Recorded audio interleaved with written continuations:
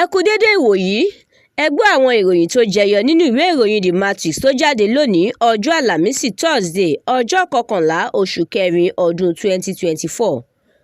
Ẹniọlá Abọ́sẹ̀dé Sàlíù lórúkọ mi. Ìbànújẹ́ sorí gbogbo ènìyàn kodò lọ́jọ́ ọdún ìtúnu ààwẹ̀. Lábẹ́ rẹ̀, ọba Ọ̀sọ́lọ̀ ti ìlú Ìsọlọ̀ wàjà, ọmọkùnrin gómìnà tẹ́lẹ̀ nípínlẹ̀ Kogi tún gbẹ̀mí mì lọ́jọ́ ọdún ìtúnu ààwẹ̀. Àjọ NEMA sọ ìrètí nù lórí àwọn èrò ọkọ̀ méjì tó jábọ́ sínú alagbalúgbú omi Lagos Lagoon láti inú ọkọ̀ tí wọ́n wà.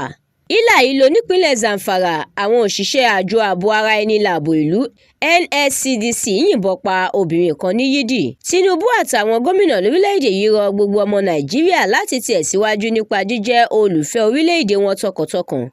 Lábẹ́ rẹ̀, Ààrẹ Tinubu ní ìrètí ọ̀tun tóun kọrin rẹ̀ ṣì wà láàyè tó sì ń tẹ̀síwájú. Ó rọ gbogbo ọmọ Nàìjíríà láti fi ìrètí wọn sínú ìṣèjọba rẹ̀.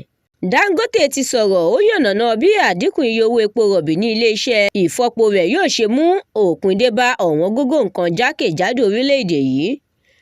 Ààrẹ Tinubu, Sanwó-Olú, Yusuf dáwọ́ ìdùnnú pẹ̀lú Dangote tó ṣe ayẹyẹ ọjọ́ ìbí ọdún 67 rẹ̀ àti olóyè Ayọ̀ Adébánjọ tó ṣe ayẹyẹ ọjọ́ ìbí ọdún 97.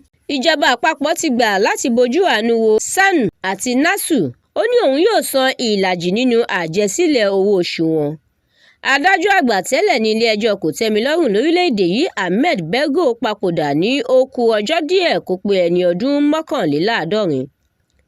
Ìròyìn eré ìdárayá. Ẹgbẹ́ agbábọ́ọ̀lù Barcelona gbo ewúro sí ẹgbẹ́ agbábọ́ọ̀lù PSG lójú pẹ̀lú àmì ayò 3-2 láti tẹ̀síwájú sí ìpele tó kàn nínú ìdíje UEFA Champions League. Àdúrà mọ́mi Balógun ló ṣòǹgbòfọ̀ ìròyìn yìí.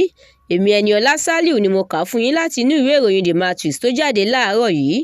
Ẹ ka ìròyìn lóríṣiríṣi síwájú sí i nípa dídarapọ̀ mọ́ wa lórí Facebook, Instagram, TikTok, YouTube àti X. A kú àṣekù ọdún o.